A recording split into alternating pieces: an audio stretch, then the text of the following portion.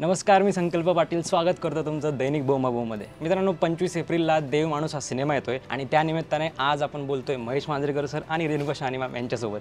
दोघांचंही खूप खूप स्वागत आहे दैनिकच्या कट्ट्यावर. धन्यवाद सर. सर्वात आधी तुमचं अभिनंदन. तुम्हाला नुकताच व्ही शांताराम जीवन गौरव पुरस्कार मिळाला आहे आणि त्याबद्दल खूप खूप अभिनंदन सर. नाही, मी ना आधी जीवन गौरव म्हटलं तर भीतीच वाटायची. म्हणजे रिटायरमेंट चला आता गावाला घर घ्या, एक मज घ्या, पण ज्या नावाचं मिळालंय ना त्याला महत्व आहे. त्या माणसाला मी खूप मानतो. म्हणजे सिनेमामध्ये जेवढा दादासाहेब फाळक्यांचं कॉन्ट्रीब्युशन आहे ना तेवढंच व्ही शांतारामांचं पण आहे. बरोबर आहे.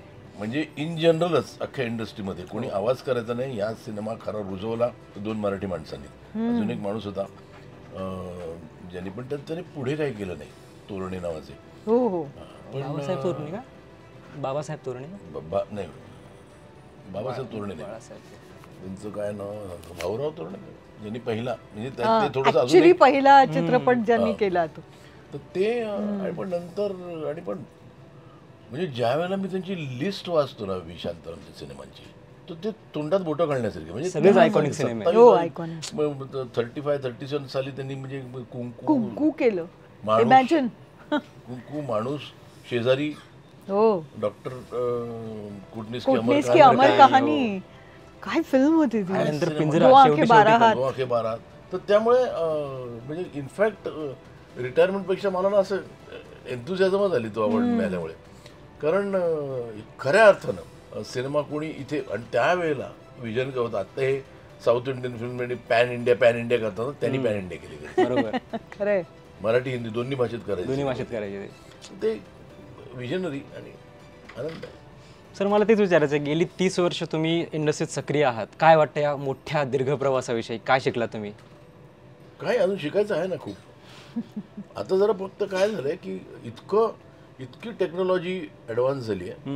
म्हणजे आता तुम्ही आता कोणतरी मला सांगतो की पिक्चर आला की कोणीच AI वर केलंय. AI वर केलं. म्हणजे काय, म्हणजे आता what are you going to face in the future. तर आपण पण त्या कॉम्पिटिशनमध्ये उतरणं गरजेचं आहे. काय करतं म्हणजे मी कधीच नाही, मला वाटतं AI वर सिनेमा करणार. तर तो टचच जाईल ना की एक ऍक्टरशी बोलून त्याच्याकडनं काम काढून घेणं. बरोबर. ते मला कधीच जमणार नाही. ऑथेंटिसिटी कुठेतरी हरवेल असं मला वाटतंय. मग मी काहीतरी दुकान विकून टाकेन कुठेतरी वाण्या वेड्याचं टाकेन. मग दुसरं काय करणार, म्हणजे मला बाकी येत नाही. पण दिस इज पॉझिटिव्ह ऑल्सो, पण डेंजरस पण आहे. AI इज गोइंग टू खूपच काही काही रुईन करणार आहेत. तुमची लेगसी खूप मोठी आहे सर. हिंदीत 90s मध्ये एक टाईड होती जी रोमॅन्टिक सिनेमांची वगैरे होती.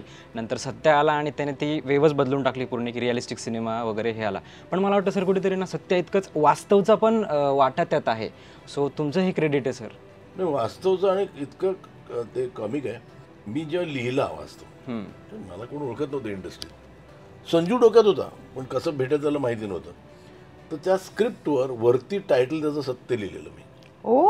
सत्य नाही, सत्य. कॅरेक्टर सत्य होतं ना, माझं सत्य होतं. आणि सत्य आल्यावर मी जरा हे झालो, म्हटलं रे बापरे आता काय करायचं. म्हणजे त्याचं वास्तव. बरोबर. देव माणूस विषयी आपण बोलूयात. सर, तुम्ही आणि मॅम तुम्ही पहिल्यांदा पेअर म्हणून येत आहे मोठ्या पडद्यावर.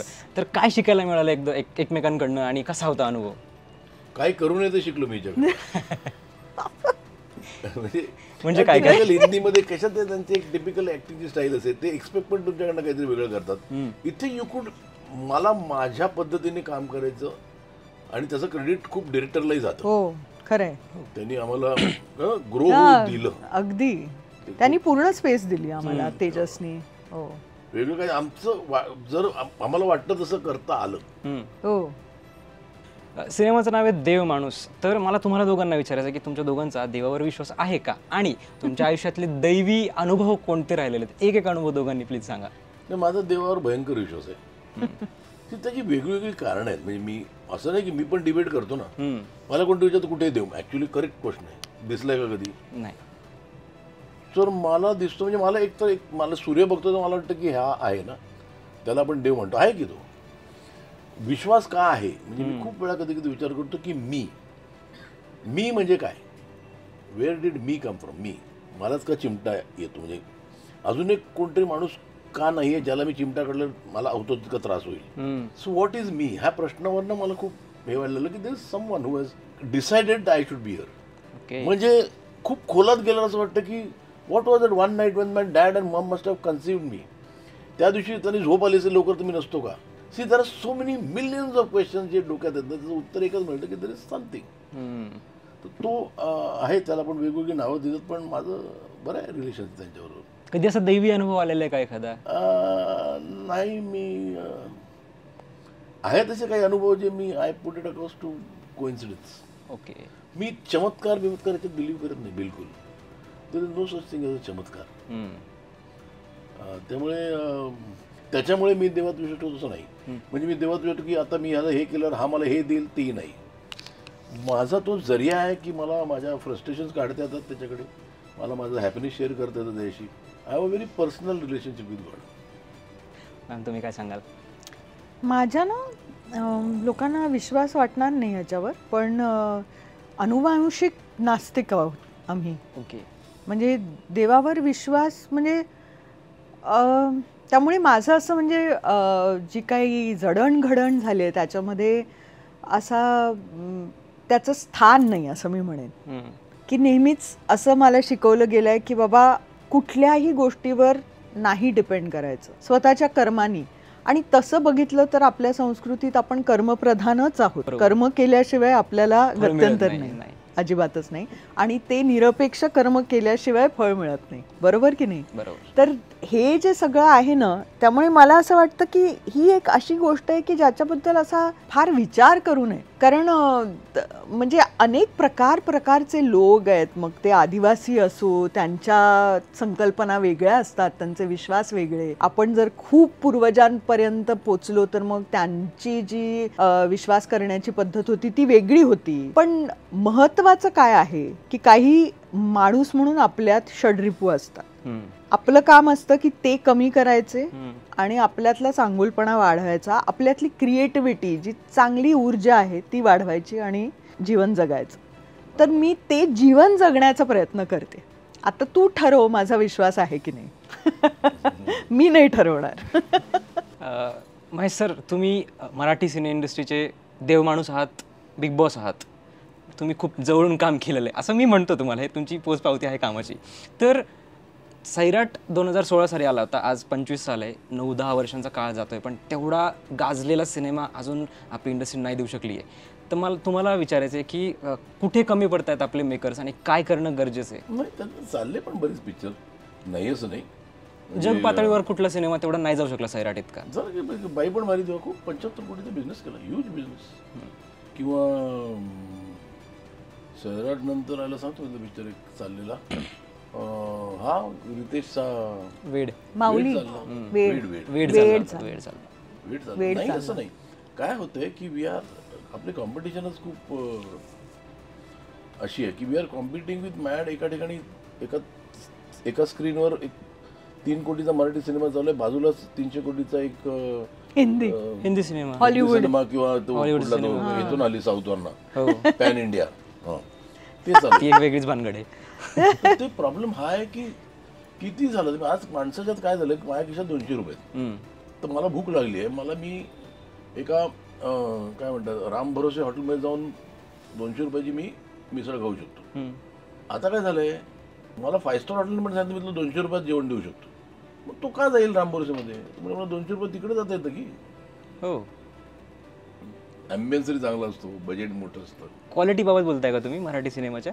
3 कोटीत काय करू शकतो? ओके, टेक्निकली आपण काय करू शकतो त्याच्यात 3 कोटीमध्ये? मग आपण त्याच सब्जेक्टमध्ये अडकत राहतो. त्यामुळे आपल्याला मोठं होणं म्हणजे एखादा मोठा विचार करणं की सब्जेक्टला तो स्पेस देणं खूप गरजेचं आहे, जे आपण आत्ता तर होईल पण ठरवलं. आणि काही विषय असतात म्हणजे तुंबाड मराठी होता का रे? नाही, हिंदी होता तो. हिंदी होता, त्याचं बॅकग्राऊंड मराठी होतं. हा, पण म्हणजे अशा बॅकग्राऊंडचा कसला स्केल होता. आणि बजेटही कमी होतं सर. की हा बजेटही का, पण विजन खूप चांगलं बजेट सांगितलं सिनेमाचं. बजेट खूप मोठं होतं त्यावेळेला, त्याचं विजनही होतं, तो त्यांनी कॉम्प्रोमाइज नाही केला, त्यामुळे तो बंद होता खूप वर्ष.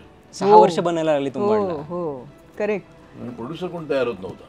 नंतर सोहम शाह आला आणि विश्वास एक्झॅक्टली आज झाला. तुंबाडनी पहिल्यांदा रिलीज झाला त्यापेक्षा आता रिलीज केला, दुप्पट कमाई केली. पण त्यांनी काय केलं, तुंबाडनी एक ह्या घाणेरड्या हिंदीला आणि घाणेरडी सवय लावली. त्यांनी परत कचऱ्यातलं पिक्चर रिलीज करायला सुरुवात केली, कोणी केलं नाही त्याला. हो बरोबर, खूप सिनेमे री रिलीज होत आहेत सध्या. त्यांना म्हणजे तुंबाड चला. अरे तुंबाड पिक्चर चालला ना तो, हे कधी कळणार यांना? नाही ओम करायचे म्हटलं मी केलीच पाहिजे, बरोबर आहे. कधी कळणार आहे? अरे किती पिक्चर, जवळजवळ 25 पिक्चर रिलीज झाले आता. सर 25 तारखेला अंदाज आपणा पण येतोय बरं का परत. हो का? तो येतो, तो त्यातल्या 12 पिक्चरचा. पण कुठलेही पिक्चर म्हणजे मी, अरे दिल सारखा पिक्चर रिलीज झाला रे परत, म्हणजे का? म्हणजे नथिंग रॉंग त्याने पिक्चर रिलीज, पण का? म्हणजे तो काही माइलस्टोन पिक्चर होता का? पिक्चर होता, ठीक आहे, समजू शकतो. आणि चांगलं बनवलं त्यांनी त्यावेळेला. रिलीज झालं, काय करशील? अकेले हम अकेले तुम मधलं ते. ते काय जा- हो, ते तोही तो- सिनेमा picture release. ते होतं. हो. गाणं ते होतं ना काहीतरी. नाही बरोबर. सर तुम्ही कॉम्पिटिशन बद्दल बोललात. आपल्याकडे आपण बघतो की मुंबईतच मराठी इंडस्ट्री पण आहे आणि बॉलिवूड पण तिथेच आहे. तर तमिळ आहे, तेलुगू आहे, बंगाली आहे, सगळेच गुजराती सगळं ऑलमोस्ट आहे. तिथे. तर अशा वेळी काय होतं की सिनेमे खूप एकमेकांसोबत रिलीज होतात आणि हिंदीत बऱ्याचदा आपण बघतो की हिंदीमुळे मराठी सिनेमाच्या स्क्रीन्स घेऊन टाकल्या जातात, काढल्या जातात. यावर उपाय काय काढता येईल? चांगले पिक्चर बनव. सरळ हेच म्हणजे कॉम्पिटिशन उभे राहते की घाबरतो काय मी? बरोबर.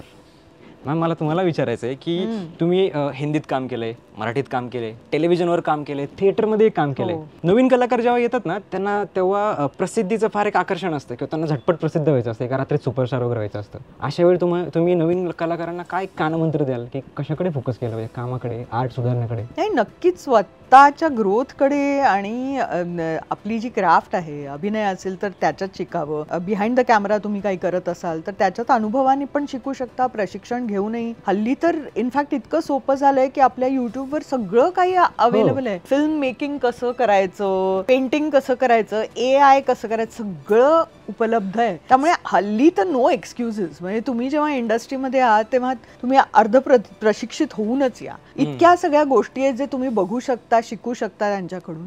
पण हे जे म्हणजे आणि सगळीकडे सांगितलं जातं की फक्त ग्लॅमर नाहीये या इंडस्ट्रीमध्ये, प्रचंड बाकीचं सगळं काम असतं आणि ते करावं लागतं आणि त्याचा नेहमीच तुम्हाला ते फळ मिळेलच लगेच असं नाही. म्हणजे अनेकांना खूप वर्ष स्ट्रगल केल्यानंतर फळ मिळतं. तर ते म्हणजे एकेकाचं भाग्यही असतं की अचानक त्यांना प्रसिद्धी मिळते. एकेकांचं हे भाग्य असतं की ते अशा परिवारात जन्मलेत की ज्यांचे आई वडील या इंडस्ट्रीत आहेत, तर त्यांचं ऑफकोर्स येणं जाणं त्याच इंडस्ट्रीमध्ये असतं. तर अशा अनेक गोष्टी आहेत. सो कोणा एकाच्या गोष्टीवरून आपण आपली गोष्ट नाही चालवू शकत किंवा त्याच्या तुलनेत आपण काय आहोत असा विचार न करता आपण आपलं काम करत जावं आणि जे जे काही मिळेल आपल्या हाती त्याचं म्हणजे चीज करावं, सोनं करावं, त्याच्या पाठी मेहनत करावी, बस.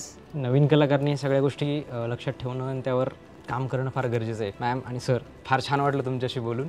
आणि जाता आता प्रेक्षकांसाठी 2 शब्द. सलाम. We love you. We love you. 25 April Dev Manus नक्की बघा. थँक्यू.